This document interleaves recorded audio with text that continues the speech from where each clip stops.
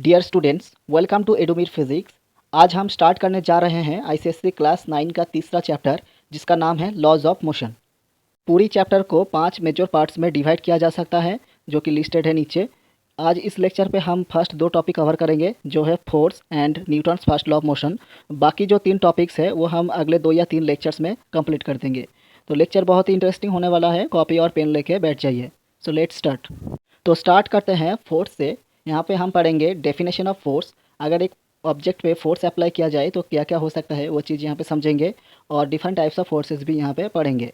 So force की definition जानने से पहले यहाँ पे कुछ एग्जांपल हम ले लेते हैं। मान लीजिए कोई एक ऑब्जेक्ट है जो पहले से रेस्ट में है।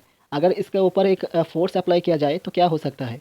एक पॉसिबिलिटी ये है कि ये मोशन में आए और अपना जो पोजीशन है वो चेंज करे। इसका मतलब इसका जो स्टेट ऑफ रेस्ट था उसको चेंज करके ये स्टेट ऑफ मोशन में आ गया।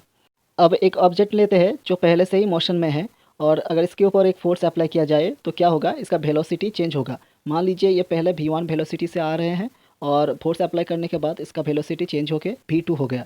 क्योंकि ये दो वेलोसिटी अलग अलग है तो हम बोल सकते हैं कि due to application of force object ने एक स्टेट ऑफ मोशन से दूसरा स्टेट ऑफ मोशन में शिफ्ट हुआ। तो यहाँ पे हमने देखा कि फोर्स अप्लाई करने से एक ऑब्जेक्ट का स्टेट चेंज हो सकता है। State of rest state of motion में कन्वर्ट हो सकता है, या फिर एक स्टेट ऑफ मोशन दूसरा स्टेट ऑफ मोशन में शिफ्ट होता है। अब दूसरा एक एग्जांपल लेते हैं, जहाँ पे आपके पास एक स्क्वायर शेप का एक कोई चीज़ होता है, जिसका जो निचले हिस्सा है वो टाइटली बाउंड होता है, मतलब टाइटली अटैच्ड होता है ग्राउंड से, या फिर कोई कुछ और से निचले हिस्सा टाइटली बाउंड होता है। अगर आप इसके अगले हिस्से में, मतलब ऊपर के हिस्से में एक फोर्स अप्लाई करें तो क्या होगा कि क्योंकि निचले वाले पार्ट टाइटली बाउंड है तो ऊपर वाले पार्ट ज़्यादा फोर्स फील करेगा और थोड़ा सा राइट साइड में शिफ्ट हो जाएगा। तो ये जो स्क्वायर शेप है वो अल्टीमेटली आपको रोम्बस शेप में कन्वर्ट होते दिख जाएगा। तो due to application of the force we can see that the shape of an object is also changing. एक और एग्जाम्पल ले लेते हैं, जहाँ पे आपके पास एक कॉम्प्रेसिबल स्फेरिकल कुछ चीज़ है। अगर इसके चारों तरफ से फोर्स अप्लाई किया जाए तो क्या होगा कि इसका वॉल्यूम छोटा हो जाएगा, मतलब एक कंप्रेस हो जाएगा। इसका मतलब क्या है, इसका साइज भी चेंज हो रहा है। तो यहाँ पे हम देख सकते हैं कि एक फोर्स अप्लाई करने से ऑब्जेक्ट का साइज भी चेंज हो सकता है। So we can see that due to application of force the state, the shape and the size of an object can be changed. हालांकि insufficient amount of force apply करके ये सब नहीं किया जा सकता, तो उसको हम कह सकते हैं कि फोर्स ने कोशिश किया लेकिन नहीं कर पाया। इसको हम बोलते हैं टेंड्स टू चेंज। अगर ये सब कुछ आपने समझ लिया तो आपको फोर्स का डेफिनेशन समझने में तकलीफ नहीं होगा। तो चलिए पढ़ लेते हैं डेफिनेशन में क्या लिखा है। So force is an external cause which changes और tends to change the shape, size and state of rest और मोशन ऑफ एन ऑब्जेक्ट, जो कि हमने अभी अभी समझा। तो किसी ऑब्जेक्ट में फोर्स अप्लाई करने से क्या क्या हो सकता है। The applied force can produce acceleration in an object. It can change the shape and size of an object. Acceleration क्या होता है, एक्सेलरेशन होता है change in velocity by time. यहाँ पे हम देख सकते हैं कि इनिशियल वेलोसिटी 0 था क्योंकि ये रेस्ट में था। उसके बाद थोड़े टाइम के बाद इसका वेलोसिटी हो गया v, तो इसका एक्सेलरेशन हो गया v minus 0 by T, that means v by T. और यहाँ पे हम देख सकते हैं इसका पहला जो वेलोसिटी था वो था v1, और t टाइम के बाद इसका वेलोसिटी हो गया v2। तो इसका जो एक्सेलरेशन हो गया v2 minus v1 divided by T, और ये सब हुआ due to application of external force. तो अब डिस्कस करते हैं types of force. There are mainly 2 types of forces, which are contact forces and non-contact forces. These 2 types of forces will be discussed in the next slide. तो पहले discuss कर लेते हैं non contact forces. The forces which act between the objects even when the objects are not in physical contact are called the non-contact forces. For example, magnetic force, electrostatic force and gravitational force. तो चलिए इसको थोड़ा सा explain करते हैं। अगर एक magnet को लोहे के सामने लेके जाते हैं तो टच होने से पहले ही अट्रैक्शन फोर्स वहाँ पे एक्ट होते हैं। इसी तरह दो मैग्नेट की सेम पोल्स को पास लेके आए तो रिपेल होते हैं, अगर ऑपोजिट पोल्स को पास लेके आए तो अट्रैक्ट होता है without contact.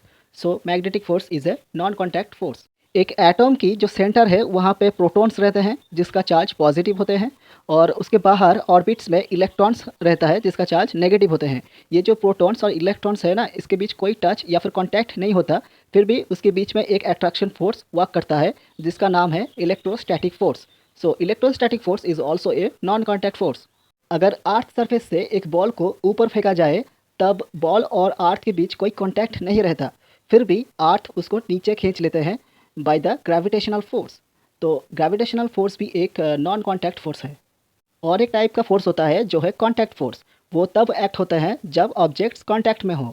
Friction force, tension of string, restoring force of spring are the examples of contact forces. तो चलिए इन सारे फोर्स का फ्री बॉडी डायग्राम ड्रॉ कर लेते हैं और फोर्स को समझ लेते हैं। मान लीजिए एक ब्लॉक को हमने एक रफ सरफेस के ऊपर रखे हैं। अगर ब्लॉक के ऊपर एक एक्सटर्नल फोर्स अप्लाई किया जाए तो ब्लॉक मोशन में आने की कोशिश करेगा। उसी दौरान मोशन की ऑपोजिट डायरेक्शन में एक फोर्स डेवलप्ड होगा जिसको हम कहते हैं फ्रिक्शन फोर्स। ये फ्रिक्शन फोर्स डेवलप होते हैं due to the roughness of the surface and the contact between the block and the surface. So friction force is a contact force. अगर हम इस ब्लॉक का पूरा फ्री बॉडी डायग्राम ड्रॉ करें तो यहाँ पे और दो फोर्स एक्ट होते हैं। एक होते हैं उसका वेट जो कि वर्टिकली डाउनवर्ड वर्क करता है, और एक फोर्स होता है जो कि नॉर्मल रिएक्शन जो यहाँ पे सरफेस ब्लॉक के ऊपर एक्ट करवाता है। ये जो नॉर्मल रिएक्शन फोर्स है ये तभी एक्ट होते हैं जब कोई ऑब्जेक्ट किसी सरफेस की कांटेक्ट में रहते हैं। सरफेस ऑब्जेक्ट की वेट को बैलेंस करने के लिए एक upward normal reaction force provide करता है। दूसरी एग्जांपल में बात कर लेते हैं टेंशन ऑफ स्ट्रिंग की। If we hang a block with a string और a rope, then the weight of the block will act in the vertically downward direction and a tension force arises in the string in the upward direction to hold the block. If there is no block attached, then the tension force will be zero. So tension force arises due to the contact of the block with the string. So we can say that the tension force is a contact force. अब जो आखिरी example है वो है spring block system. एक spring में attached block को अगर आउटर डायरेक्शन में खींचा जाए तो स्प्रिंग का स्ट्रेचिंग होता है। स्प्रिंग क्या चाहता है कि वो अपना पहला जो स्टेट है उसको मेंटेन करने की कोशिश करेगा। तो क्या होगा कि वो कंप्रेस होना कोशिश करेगा, तो उसमें एक रिस्टोरिंग फोर्स यहाँ पे अराइज होता है जो कि एक्सटर्नल जो पुल है उसके ऑपोजिट डायरेक्शन में वर्क करते हैं। अगर ये ब्लॉक को अंदर की तरफ पुश किया जाए तो स्प्रिंग कंप्रेस होता है, तो स्प्रिंग क्या होना चाहेगा, स्ट्रेच होना चाहेगा। तो जो रिस्टोरिंग फोर्स है इस दौरान आउटवर्ड डायरेक्शन में वर्क करेगा। तो जो रिस्टोरिंग फोर्स है वो स्प्रिंग के साथ जो ब्लॉक है उसकी कांटेक्ट की वजह से ही आता है। तो रिस्टोरिंग फोर्स एक कांटेक्ट फोर्स है। So hope you understand the contact forces and non contact forces. Now let's move for the next topic. Now we are going to discuss the Newton's first law of motion. The statement of Newton's first law of motion is that if no net force is applied, a body at rest will remain at its state of rest and a body in motion will move with the same velocity in the same direction. मतलब अगर एक object rest में है और इसके ऊपर कोई external force apply नहीं किया गया तो ये ऑब्जेक्ट हमेशा से ही रेस्ट में ही रहेगा उसी प्लेस में। अगर एक ऑब्जेक्ट ऐसा हुआ जो भी वेलोसिटी लेके मूव कर रहा है, अगर इसके ऊपर कोई एक्सटर्नल फोर्स अप्लाई नहीं किया गया तो ये हमेशा से मोशन में रहेगा उसी भी वेलोसिटी लेके और उसी डायरेक्शन में। Now what are the importance of Newton's first law of motion?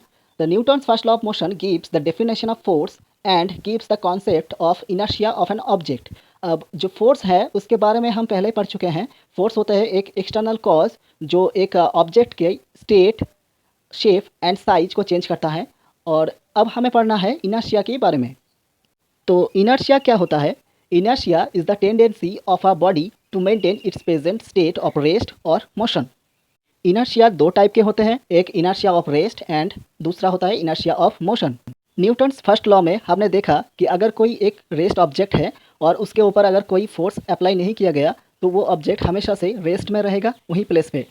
तो इसको हम कहते हैं inertia of rest. That means the tendency of maintaining it's present state of rest. और दूसरे एग्जाम्पल में हमने देखा कि अगर एक ऑब्जेक्ट भी वेलोसिटी लेके मूव कर रहा है और उसके ऊपर अगर कोई एक्सटर्नल फोर्स अप्लाई नहीं किया गया तो हमेशा से वो वही वेलोसिटी लेके वही डायरेक्शन में मूव करेगा।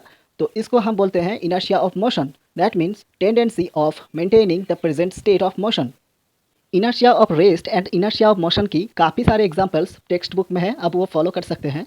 यहाँ पे एक और एग्जाम्पल दिया गया है। मान लीजिए आप एक बस में खड़े हैं तो आपका पूरा बॉडी यहाँ पे रेस्ट में है। अगर बस अचानक से चलना स्टार्ट करे तो आपका जो लोअर पार्ट है, बॉडी का लोअर पार्ट, वो बस के साथ चलना स्टार्ट कर देता है, लेकिन जो अपर पार्ट है वो रेस्ट में रहने की कोशिश करते हैं। तो इसकी वजह से आप अचानक से बैकवर्ड डायरेक्शन में फॉल करते हैं। तो ये एक एग्जांपल है इनर्शिया ऑफ रेस्ट की। सिमिलरली अगर आप एक रनिंग बस पे खड़े हैं और बस अचानक से ब्रेक मारता है तो आपका बॉडी का जो लोअर पार्ट है वो बस के साथ ही रुक जाता है, लेकिन जो अपर पार्ट है वो मोशन में ही रहता है, रहने की कोशिश करता है मोशन में ही। तो इसलिए आप सामने झुक जाते हैं। That means you fall forwards. ये एक एग्जाम्पल है इनर्शिया ऑफ मोशन की। Now is there any relation between the mass and inertia? Yes, mass is the measure of inertia that means inertia is proportional to the mass of the object. एक object जितना heavy होगा उसका inertia उतना ही ज़्यादा होगा। इसका मतलब उसे मूव करने के लिए उतना ही ज़्यादा फोर्स अप्लाई करना पड़ेगा।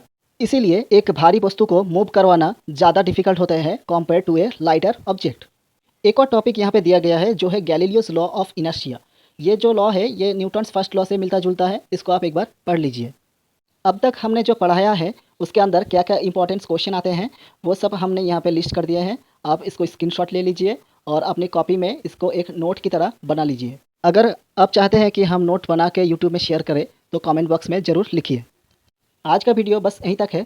अगर वीडियो अच्छा लगा तो लाइक कर दीजिए और चैनल को सब्सक्राइब कर दीजिए ऐसे और भी वीडियो पाने के लिए। इस लेक्चर में अगर आपको कहीं पर भी कोई भी डाउट हो तो कमेंट सेक्शन में ज़रूर पूछिए। Thank you.